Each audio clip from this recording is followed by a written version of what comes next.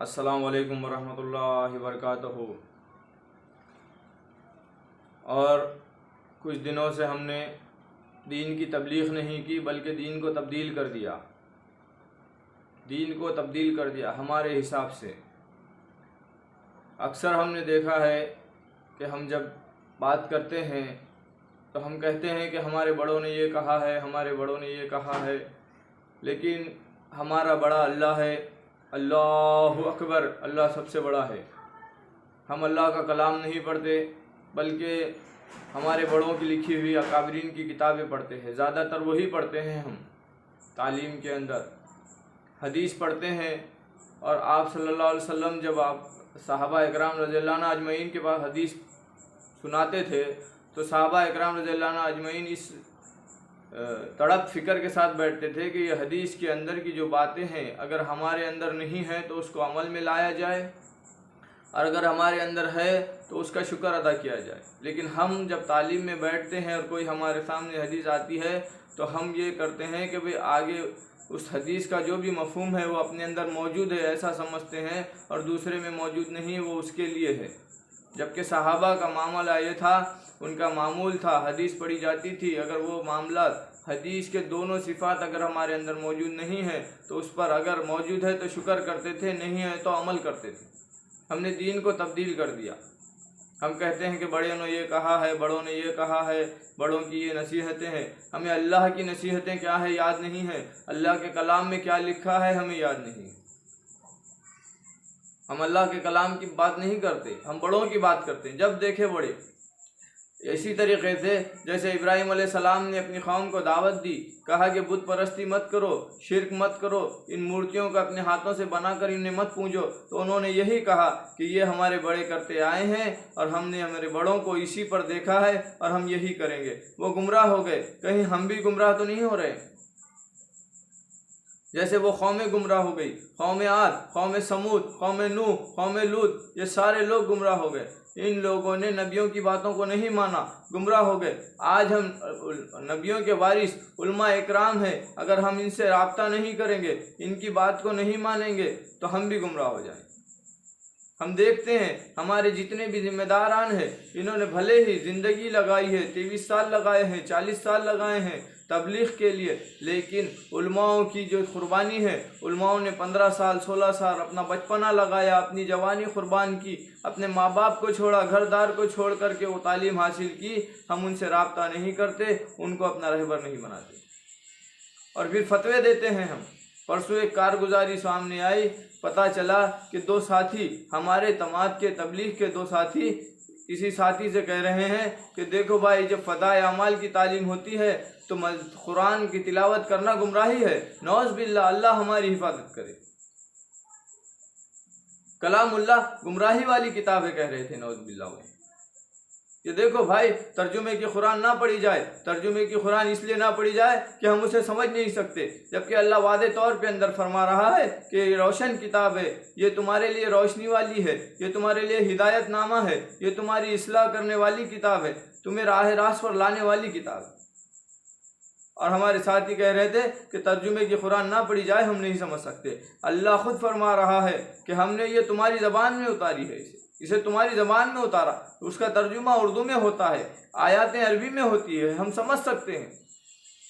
लेकिन कुरान को समझने के लिए, कुरान अल्लाह का कलाम है, अल्लाह पाक ज़ात है, उसका किताब भी, उसकी कलाम भी पाक ज़ात है, तो हमें कलाम पाक को पढ़ने के लिए हमें पाक होना ज़रूरी है। हम किसी के भी पास दावत में चले जाते हैं, कुछ भी खा लेते हैं, उसकी तहक़ीक़ नहीं करते, उसका हलाल है हराम है क्या है, कोई तहक़ीक़ नहीं, बस खाए जाए। फिर हमें बताइए मेरे भाई, अगर हम हराम का खाएंगे तो कलाम पाक कहाँ से समझ में आएगा? खुद सूरह बकरा के अंदर अल्लाह फरमा रहा है कि ये किताब वो किताब है जो मुत्तक़ियों परहेज़गारियों के समझ में आएगी, ये उनके समझ में आएगी। जब तक हम परहेज़गारी इख्तियार नहीं करेंगे तो कुरान कहाँ से समझ पाएंगे? हमें इन बातों से बचना चाहिए। अल्लाह के नबी सल्लल्लाहु अलैहि वसल्लम ने फरमाया कि तुम्हारी ज़ुबान से कोई ऐसी बात ना निकल जाए जिससे तुम्हारा ईमान चले जाए। क्या कर रहे हैं हम? हमने मुसलमानों को गुमराह कर दिया, हमने दीन को तब्दील कर दिया, हमने मुसलमान को बुज़दिल बना दिया। آج مسلمانوں کا حال دیکھو، کہیں مارا جا رہا ہے، کہیں کاٹا جا رہا ہے، کوئی اس کے اندر سیلف ڈیفینس کے اندر کوئی اٹھنے کو تیار نہیں، کوئی مارنے کو تیار نہیں، ایک دم کائر کی طرح، بزدل کی طرح مار کھا رہے ہیں۔ جہاں بھی دیکھ لو، چاہے ہندوستان کا قانون ہو، چاہے کسی ملک کا قانون ہو، سیلف ڈیفینس میں اس کو مقابلہ کرنے کی اجازت دی گئی ہے۔ ہندوستان کے خود سنویدھان کے اندر لکھا ہے کہ اپنے سیلف ڈیفینس میں ہم اسے مار سکتے، اسے مقابلہ کر سکتے۔ کہتے ہیں کہ اللہ کے نبی صلی اللہ علیہ وسلم نے اخلاق سے کام کیا، اخلاق سے، یہ تہمت ہے ان پر۔ اما عائشہ سے پوچھا گیا آپ صلی اللہ علیہ وسلم کے اخلاق کیا تھے؟ اما عائشہ نے فرمایا قرآن، اور قرآن سیلف ڈیفینس میں لڑنے کی ترجیح دے رہا ہے، حکم دے رہا ہے۔ اللہ نے حکم دیا ہے اپنی جان کی حفاظت کے لیے، اپنی جان بچانے کے لیے لڑا جا سکتا، مارا جا سکتا، کاٹا جا سکتا ہے، اللہ نے اجازت دی۔ ہر ہندوستان کے نہیں بلکہ کسی بھی ملک کے قانون کے اندر اس کی اجازت ہے۔ بزدل بنا دیا ہم نے، ہمیں کہا جاتا ہے، ہم لوگوں کو کہتے ہیں ہم کمزور ہیں، یہ جھوٹ ہے، ہم کمزور نہیں ہو سکتے، ہمارے ساتھ اللہ کی طاقت ہے، سپر پاور ہے اللہ، لا الہ الا اللہ، سب سے بڑا اللہ ہے، اللہ کی طاقت سے بڑھ کے کوئی طاقت نہیں ہے۔ یہ باطل طاقتیں یہ مچھر کے پر کے برابر ہے، ہم نے ان کو طاقتور بتایا، ہماری قوم کو بزدل بنایا،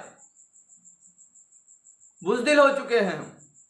اللہ کے نبی صلی اللہ علیہ وسلم مکے میں تھے، اللہ کا حکم تھا کہ آپ دعوت دیجئے، آپ صرف دعوت دیجئے، کلمے والی دعوت دیجئے۔ 13 سال آپ نے دعوت دی، مستقل، ایک کے پاس 70 72 مرتبہ گئے، ہم کسی کے پاس نہیں گئے۔ کیا ہم ہندوستان کی تمام آبادی کے پاس جا کر کے دعوت دی؟ نہیں دی، اسی وجہ سے مار کھا رہے ہیں۔ ایک دائی کی چلت پھرت رک جاتی ہے، فتنوں کا ابھرنا طے ہے۔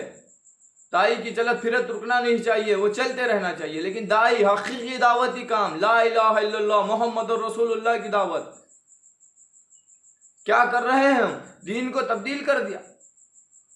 ہمارے بڑوں کی نصیحتیں، ہمیں اللہ کے نبی صلی اللہ علیہ وسلم کی نصیحتیں ہیں، ہم اسے بھول گئے۔ حدیث پڑھتے ہیں، حدیث پڑھ کر کہتے ہیں کہ ہمیں اللہ تبارک و تعالیٰ نے خیر کے لیے پیدا کیا، تمام انسانوں کے لیے۔ کام مسلمانوں میں کرتے ہیں ہم، بات انسانوں کی کرتے ہیں، کام مسلمانوں میں کرتے ہیں۔ کہتے ہیں کہ ساری انسانیت کے لیے دعا کی جائے، کام مسلمانوں میں، دعا انسانیت کے لیے، جبکہ سارے مسلمانوں میں دعاؤں میں سارے مسلمانوں کو بٹھانا چاہیے، میدانوں میں غیروں کے نکلنا چاہیے۔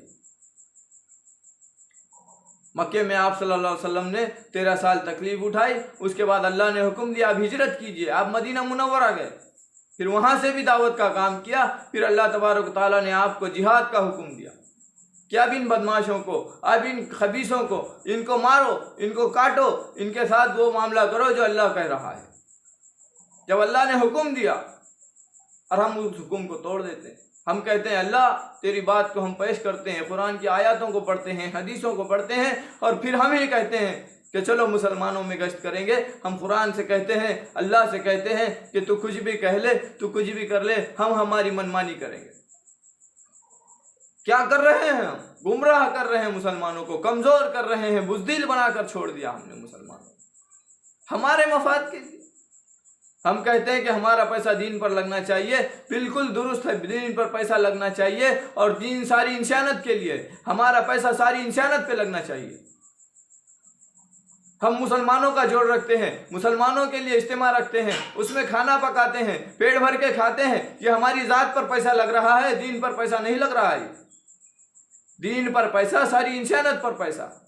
اللہ کے نبی صلی اللہ علیہ وسلم نے مدینہ منورہ کے اندر جب مال غنیمت جمع ہوا، مال غنیمت جمع کرنے کے بعد سارے لوگوں کو اس کی سہولتیں دی، مسلمانوں کو نہیں دی۔ جتنے لوگ مدینہ منورہ میں تھے وہ سارے لوگ اپنے تقاضے مال غنیمت سے پورا کرتے تھے۔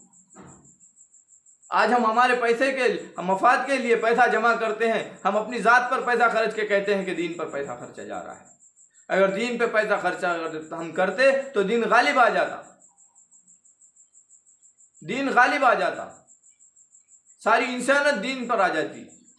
خود اللہ فرما رہا ہے کہ ہم نے مسلمان نہیں بلکہ ساری انسانیت کے لیے صرف اسلام کے علاوہ کوئی مذہب نہیں بنایا۔ ان الدین عند اللہ الاسلام، اسلام کے علاوہ کوئی مذہب نہیں ہے، ساری انسانیت کے لیے۔